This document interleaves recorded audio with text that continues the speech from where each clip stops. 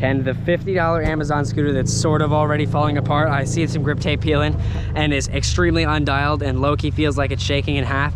Can it do a T-bog over a box? You ready? Here we go.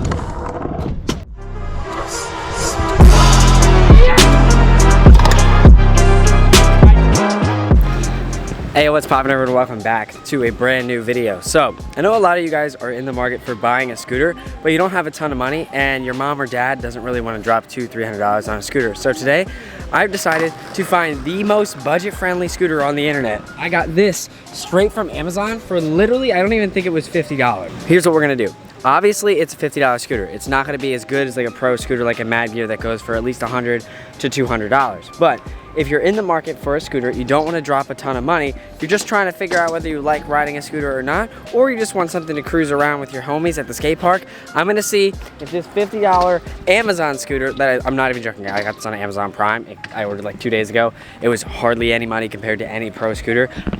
We're gonna see if this is actually worth, because I've tested some really cheap scooters that didn't really disappoint me that much, and then I've tested some more expensive scooters that did disappoint me a lot. There's a big middle ground. I think it's gonna be very interesting. This is called a Vocal Pro scooter. I don't know if this is just some Chinese thing. It's got a big snake on it, and that's really it. I don't even remember what color I got. I think I got it in blue, but I could be wrong. I'm 90% sure there's a handful of different colors for this. So yeah, you can literally look up on Amazon, Vocal Pro scooter, and find one of these for a different size and for different prices and obviously different colors. So there's gonna be a handful of things we're gonna look at. Straight up how it comes out of the box, if you can actually ride it, because I didn't bring any tools. So if I can't, you know, put this together from the box itself, then well, we're gonna have ourselves a problem. But we're gonna go over the weight limit, the age limit, you know, the height limit, all the stuff that you should be qualified. You know, if you shouldn't be riding one of these if you're 7 foot tall, but you also shouldn't ride one of these if you're a 1.5 foot tall. Like, you know what I'm saying? But we're gonna take a look out of it straight out of the box, see what it looks like, see how easy it is to put together, and then we're basically gonna give it 3 to 5 tests. First test is just gonna be riding around, how it feels, if it's smooth, if it's not, and that'll just be on flat ground, nothing else. Then the second test is how does it ride on ramps? Like any ramp at a skate park you see behind me, let's see how it rides on the ramps. The third test is also gonna involve the ramps. I've been riding scooters for almost 10 years, so I think I'll be able to decide whether it's good at beginner tricks. And then the fourth test, we're gonna do some mediocrely harder tricks. And then the fifth test, we're gonna do some flips and scooter flips. So 5 total tests for the scooter. I'm not expecting it to absolutely blow me out of the water, but at the same time, for $50, if it can do the things that you would want to do with it, then maybe it's worth it. So first things first, we're gonna take it out of the box, see what, you know, $50 on Amazon gets you. All right, I don't mean to pause the video, but I have to tell you guys don't know, I travel all over the country to go to skate park. And one thing that I make sure I have in my cars, whether it's driving 20 minutes or 2 hours, is a good set of tires. That's right, I took my M4 to the skate park today and I'm using my Cosmo tires that I got from PriorityTire.com. So if your mom needs tires, your dad, your brother, your sister, your grandma, no matter what it is, and they don't want to break the bank, getting your Cosmo tires from PriorityTire.com is literally the biggest no-brainer for any vehicle for whatever the use is. They have tons of sizes for any vehicle, whether it's a truck, a minivan, a sports car, an SUV. It literally does not matter. They have tires for anything you can think of. They're super budget friendly, they ship quick, and they're always good quality. And they're even willing to save you even more money because you're watching my channel right now. You can go to the link in the description or to PriorityTire.com, select any Cosmo tire you'd like, add it to your cart, and then when you open the checkout bin, type in the discount code box code COSMO5, and you'll save even more money on your order. They're good quality, they ship quick, and they're budget friendly. And speaking of budget friendly, let's go check out the rest of this budget friendly Amazon scooter. So after going through the box and taking everything out and taking all the zip ties off, it literally comes with 3 pieces. Luckily it does come with the tools, so if you do buy this, you can literally just take it out of the box and ride it right away. It simply comes with the bottom half, the bars, and I think this is a 5mm Allen key. So pretty much basic standard scootering tool. I can obviously just put the scooter on top of itself and ride it within 3 to 5 minutes of putting it together. All you have to do is take the Allen key, put this onto here, and then tighten those 3 bolts down and straighten it out, and you should be good to go. Okay, so after maybe like 30 seconds, it's all together. And I will note that if you do want to tighten your headset because it gets loose, you're gonna need a wrench for that, and it does not come with that. So That's all I have to say. It actually looks not terrible. Color is pretty vibrant. I did notice that for 50 bucks, you have to expect to get plastic core wheels on front and back. If you expect to get metal cores, well, then you shouldn't be spending 50 bucks on a scooter. But for 50 bucks, if it's your first time, it's actually not terrible just from looking at it. The bars look to be about 20 to 22 inches tall and maybe 18 to something inches wide. It's not super big, and also you should know that it is a triple clamp that requires a 5mm, just like the front and the back axles. And then also it is 100mm wheels, maybe 110. I think they're 100 though. From looking at it, I'm gonna guess this deck is about 4.5 inches wide, and I believe it is flat-ish on the bottom. It's not completely flat. There are some metal rails right here, and it is a one-piece bar, so it's all welded together. So it's a little bit more stiff and solid than, say, if it was a two-piece bar that was bolted rather than welds. To be honest, from first glance, straight from China for $50 on Amazon,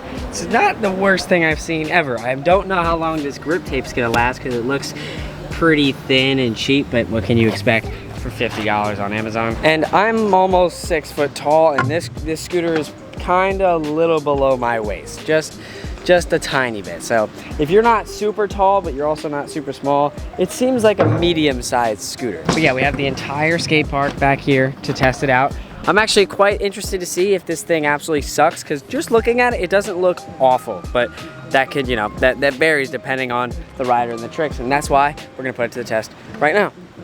All right, so like I said, the first test, we're simply just gonna ride it around on the flat ground, see if the smooth bearings are actually smooth and not terrible. And just based off of the last 3 seconds of riding it, it doesn't seem that bad. Now granted, you probably don't want to go over like 30 miles an hour on this thing, but if you're just cruising around down the sidewalk or in the parking lot, it doesn't actually seem that bad, and the bearings on the wheels don't seem like they want to explode already.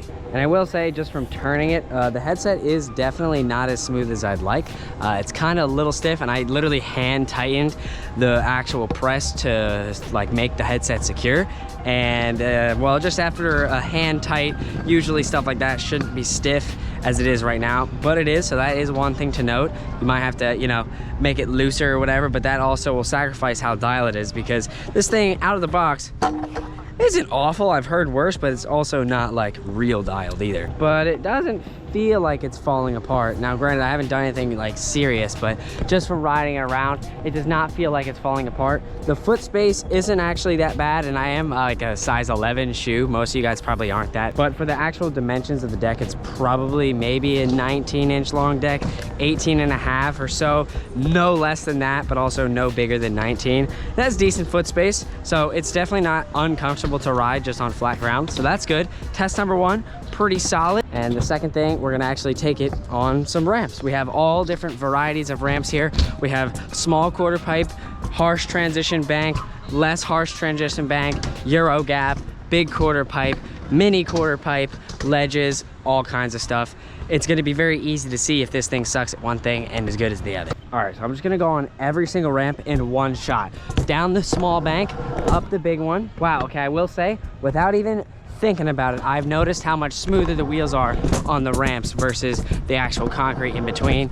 And it's not terrible. It feels pretty smooth compared to like an actual legitimate scooter, but it's also not like I'm not mobbing at Mach 10. Okay, let's see how it feels if I try and go a little bit faster.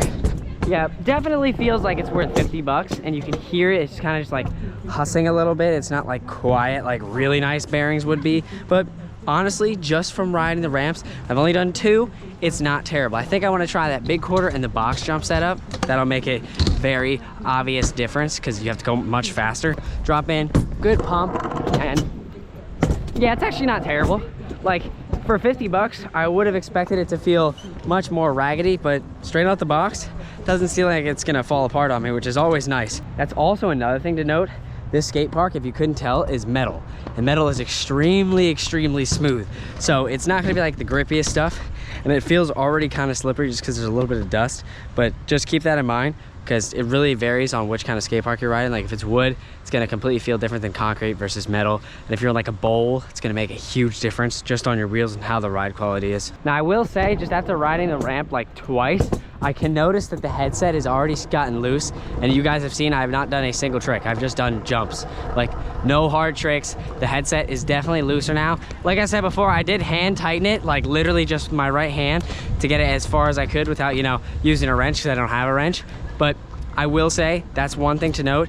A lot of times these less expensive scooters that you find on the internet for very cheap definitely are gonna need to be tightened more, because the hardware that they use, like literally just this bit right here, will get loose a lot faster than something if it's like literally dialed in with a 6mm Allen key. It's just less sturdy. So if you have a ton of really rough ramps at your local skate park, just be expecting to, you know, have to tighten your scooter once or twice a session depending on how hard you ride. And that also depends on the ramps. Like if you're riding a bowl, it's gonna get loose a lot slower because there's a lot less physical force being put on the scooter, and that physical force is what makes it, you know, loose over time. So this ramps actually have a decent bit of rough transition, so I'm not surprised that it got undialed so quickly. And now I also know a lot of you guys don't even care about ramps. You just want to like grind some ledges. So I'm gonna try and see with this very not ginormous street scooter deck if you can actually, you know, grind ledges, do basic feeble grinds, board slides, feebles on coping, back disasters, all that kind of stuff. Basic grinds on a scooter that, you know, clearly isn't meant for a street setup, but if you're really interested in that and you, like I said, don't want to spend a ton of money on a scooter deck that's much wider, see if this actually, you know, will do the job and do it decently and just not suck. I'm literally going to simply start with a 50-50 grind drop. Like I'm not even grinding this quarter, I'm just going to drop in because it's not a super wide deck and I'm pretty sure it's thinner on the bottom than it is on the top. So I'm gonna just try and drop in like this. And well, first things first, it doesn't feel terrible. A lot of times if you have a small deck like that, it'll actually unlock mid drop in without you knowing, and it just makes it super sketchy. But this actually felt pretty decent. And this does not have boxed ends. So the back is like pretty small. It's only like maybe, I don't know, 1.5 inches wide. So your lock-in point for a feeble grind isn't gonna be great. Same with the Smith grind. It's a little bit better in the front, to be honest, but if you look at it closely, you can see it's kind of a V design. So like realistically, you have more foot space on the top than grind space on the bottom. One side of this has like circle cope and the other doesn't. Okay, it actually doesn't unlock as quickly as I thought. I definitely did unlock about halfway through, but I honestly didn't think I was gonna be able to lock it all. Now we're gonna try the square coping where it's more of a 90-degree angle. This I have higher hopes for sure. All right, good speed. Okay. That I definitely locked on much better, less, you know, kind of iffy. It was more like, yeah, I'm in the feeble, which is very important, especially when you learn feebles, because, well, that's the whole point of a feeble, is locking the rear end of the scooter onto the coping. I will say, like I said, the full sharp angle feels better than the round, just because the deck is pretty tiny. I'll try one combo, do feeble, and then a Smith. Okay, that was very sketchy. I was completely proven wrong. I thought the Smith would lock in better. It did not. The Smith feels terrible, okay? That's the first very bad thing I've noticed. The Smith on this grind and on this scooter, no good. Feebles are probably just fine. Like just a front feeble, no issue at all, easy. And I did just notice, I did tighten the bars down to the compression system good, so they wouldn't spin, but after about 5 minutes, my bars are crooked. And I have not done any tricks that are ridiculous. You've seen every single one I've done. And we were just talking about how this possibly could get loose on you after some moderate tricks, and there it goes, it got loose on me. Like I said before, the bottom of this deck is not flat. There's 1, 2, 3, and 4 lines that stick out from the flat bottom, so it's going to grind differently than I'm used to. But we're just gonna do a simple backside board slide, the simplest grind you can do on a rail, and see how it performs. Oh, another thing to note, there's no wax on this. I have not waxed any of this, so like assuming you don't have wax, there's no wax on that rail and there's no wax on the scooter. So this is gonna be like a legitimate, what will this actually do directly out of the box. We'll go decently fast, I'll try and grind the whole thing. Ha. Wow, okay, halfway. The rail feels good. The scooter did not stick. I was expecting it to completely halt on me. Whole rail, here we go. Okay, that was actually way surprisingly smoother than I anticipated. I will say so far so good. That is probably the thing that this thing does the best, which is kind of crazy because it's literally not a street scooter, but it just grinded that rail pretty well. But I will say I'm not even going to attempt any 50 grinds because, well, this deck is probably 4¼ inches wide, and that is not enough for 50 grinds. Like, no, my feet are too big. I'm not going to be able to see. If you want to try 50 grinds, wouldn't ideally suggest it. So far, what I've noticed, The wheels are decent on flat ground. After a few ramps, it gets a little undialed. After a few ledges, the front wheel gets crooked, but after a rail, after you tighten the front wheel, it actually doesn't do too bad. It is much more undialed than it is before. Like, you can like literally hear it so much easier. It's a lot less dialed than it was before, but we're gonna truck through it anyway. Next thing, we're gonna do 3 basic tricks on this to start off, and then we're gonna do 3 harder tricks, and then like 2 or 3 much harder tricks. Simple tail up on that hip, and then I'm gonna bar spin the quarter pipe, and then I'm gonna try and 360. I'm not sure how the 360 is gonna feel, but we're gonna try and do it all in a line. So simple, tail whip, and then turn through here, bar spin, and now a 360 on the same ramp the other way. Okay, honestly, it wasn't that bad. I feel like if I did that 4 or 5 times, the more dialedness that I was just talking about is just gonna go terribly down. It's honestly probably a good thing that the headset has loosened up on its own, because that just made doing that stuff way easier, because the bearings on the inside weren't trying to stop the whole thing from moving. So that's a, you know, a plus and a minus. It sounds worse, but it actually kind of spins a little bit better than it did before. So here's what we're gonna do next. We're gonna do a little bit more difficult tricks. I'm gonna do the same hip I did the single whip on. I'm gonna do double whip, and then I'm gonna do a T-bog over the box.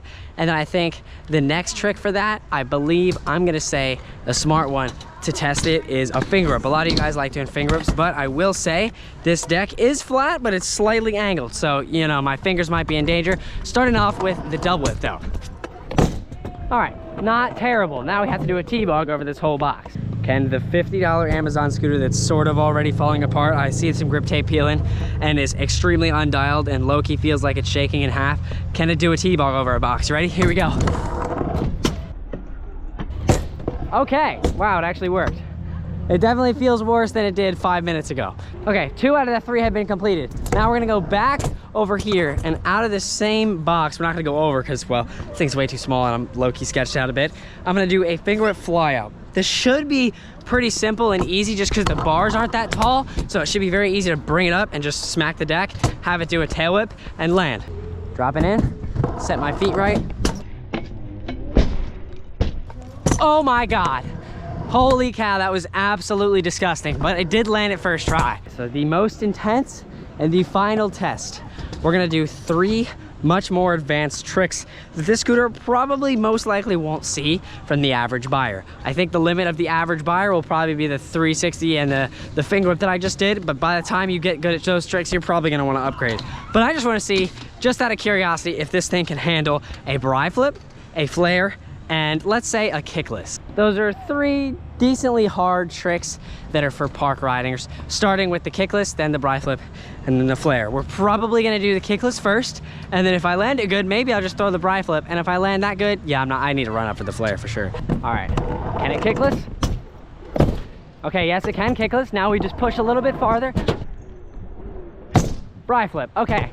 I will say, out of all the tricks that I've done on this so far, the bri flip felt the best. So I think we just come at it just like this, not too much speed, but I gotta be very, very aware of how short these bars are because that means it's gonna pop, and I don't want to land on my head. All right, here we go.